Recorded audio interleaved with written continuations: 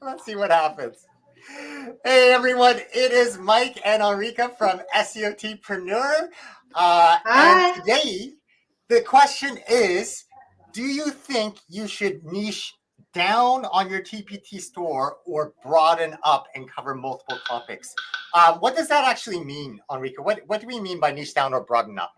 A lot of people, a lot of TPT sellers, the big sellers, say that you should niche down. So find somehow even a class inside the subject and specialize in it. Like, I don't know, I teach math and specialize in math sixth grade. And become your products should be all centered in that way. I'm not sure I believe that. I'm not a big seller, so it's just my gut. But I think we could broaden up. So I teach math middle school, but I'm the last 2 years I started teaching math high school. My teaching qualification is math high school, and so I started adding some high school products. And because this is what I do, this is what I need for my kids. Also, this year I just found out, I'm so happy about that. We were talking about it earlier, that I'm gonna teach physics. And so I was wondering if I should post my physics I don't know, worksheet or whatever I'm gonna create for my classes on TPT, even if my story is mathematics. So it's quite clear that I do math. I think that there is no rule, there is no reason why I shouldn't be successful, hopefully, in selling math products and physics products. And if you are an English teacher, I think you might be successful selling, I don't know, poetry and grammar. That it's what you do, it's what you know, and you offer a big variety in your store. I think I like So it. you and I consistently have opposite points Completely. of view, completely opposite points of view. I know. Um, This is why we so get along. I I would have niched down.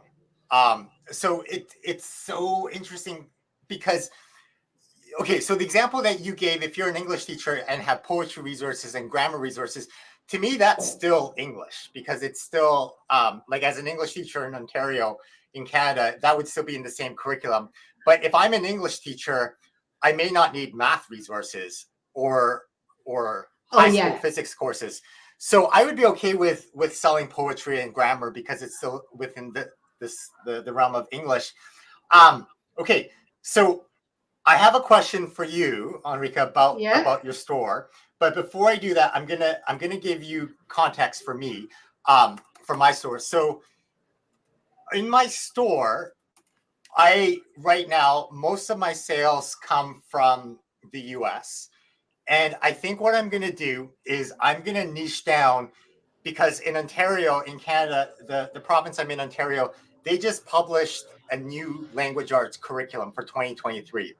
And I think if I sell middle school resources, language arts, and just focus on that, I think I'll be able to penetrate the market and make more money. Like because I can sell very specifically to my customer avatar. Mm-hmm. So the way that I'm going to do it is I'm going to put in the relevant products here. I'm going to put like the Ontario language 2023 A1 or whatever the curriculum strand is, and then use that vertical symbol, the pipe Yeah. hash pipe, and then put CCSS, uh, the Common Core State Standards, so that American teachers Mm-hmm. know it's still relevant. But my question for you is on your store, high school physics and middle school math are very different subjects. And I can't see a teacher other than you, like you're a very specific, if you have to teach both, like I can't see that being very common. So I guess my question for Yeah. you is, are you going to put high school math on your store, or are you going to create a second store focusing on the physics resources that you create? This is a good question. I don't think I would be able to manage two stores. So I will try using custom categories and see what happens. And, in a way, I don't know in the US, I would be curious to know, but in Italy, a math teacher is almost always also a physics teacher. Math and science, they go together. Even And middle yes, school and high school? yes, yes. So No, so is it common that you would be a middle school math, like a teacher in Italy? Is it possible for you to teach middle school math and high school physics? yeah, Is it that is. I possible? did it in the No. past. It's not Okay. so common, but I did it. And so I don't know. I will try. I will put there a couple of resources and see what happens. I will always be able to take them down if it doesn't work. So wait, I have so many questions because you go in We Facebook have four groups. minutes. We have 4 minutes to do this. Yeah, In America, in the States, because a lot of TPT is big in the States. Um, yeah. is it common for teachers in America to teach middle school math and high school physics? Is that a possible pairing? I don't think so. I'm not sure. I don't know. I would be curious. Would you be able to ask in Facebook groups to see if that is Yes, possible? I could. Yeah, I will, Yeah, and I will let you know. yeah, okay. So I can see math and oh, that's interesting. So the reason, yeah, very opposite positions here. Um, why would it be hard to create a second store? Because I know that the moment you're oh, sorry, my phone's talking. The moment if you're successful on mathematics with high school physics, won't high school physics, like, there's this idea, not just in TPT, but Alex Hermosi in the larger world, where just niche down and become like the expert in your niche. Like you're known for middle school math, or you're known for high Yeah, school physics, right? You're the go-to yeah, place for high school physics. Why not yeah. start a separate store? I don't know. I think maybe it would be too difficult to manage. Two stores wouldn't What would be it the hard be? part other than once you set up the banner and the image here? Yeah, you're right.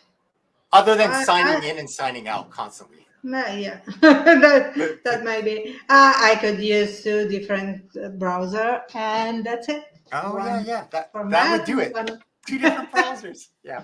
Okay, Yeah, but you're giving me ideas.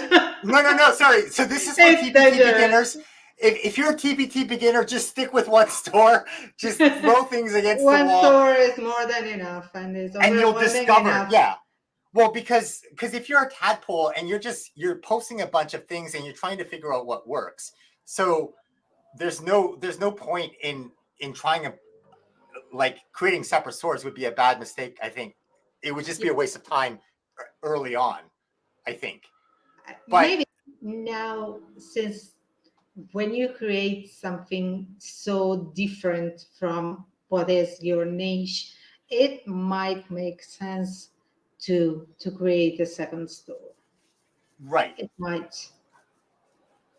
would would you do it for a different grade level? Probably not, right? Like if you No, were, no, no, no, no, no, no. I wouldn't.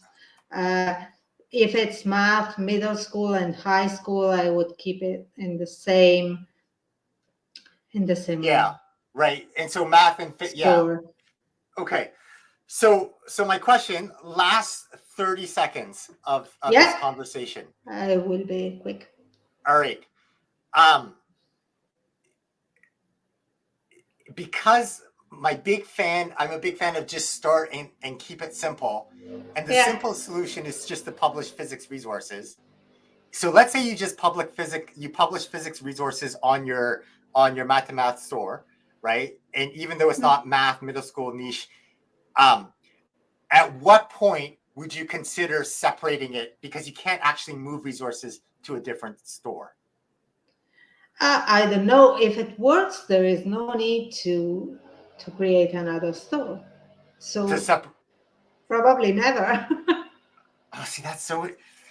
Yeah. Okay, but like if we think about TPT, like the whales and the people who talk about niche down, is, I guess maybe the question is physics and math. I guess physics and math, they're all STEM. Like they're very like engineering. They're related. So I could see how you could get away with that. I wouldn't create, I don't know, math and English together. No, unless you were unless you were niching down by grade. Like you only had grade 8. Elementary teachers do that, but it's different. Okay, so wrapping things up, I'm going to give my advice and then Enrica's going to give her advice, and I'm curious to see if they're opposite. Here we go. So my advice, if you are a TPT tadpole, which means you have at least one sale, but you don't have 10 sales of the same product, okay?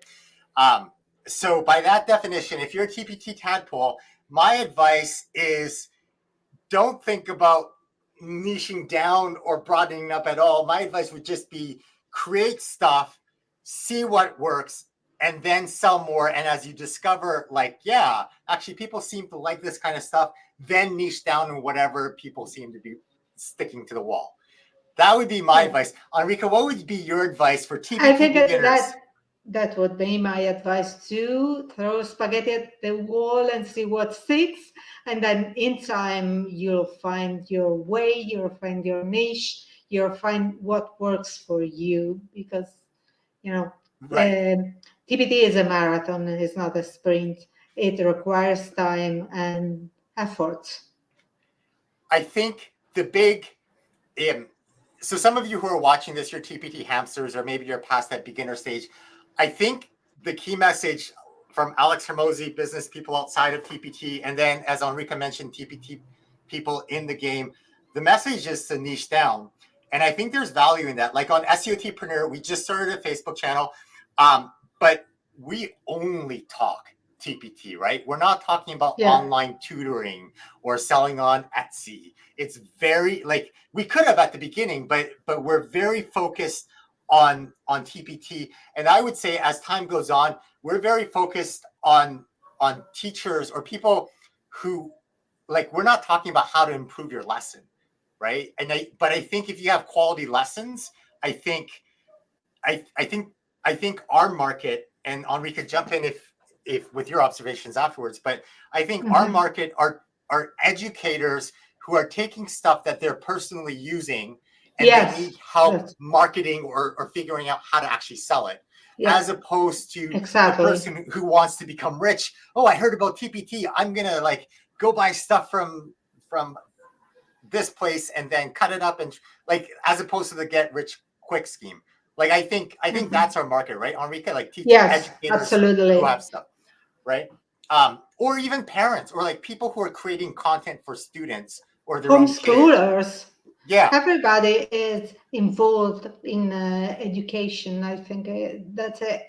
If you are a teacher or an educator, an homeschooler, parent, or whatever, and you create stuff for the kids.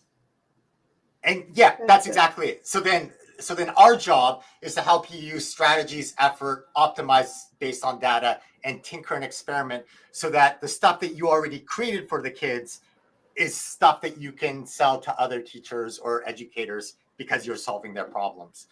Yes, we went over time. It's 4 minutes, 19 seconds. We gotta go. We gotta go. See you next week. We'll see you next week. Have a wonderful week. And leave a comment. Do you think, is your store, if you have a store, are you niche down?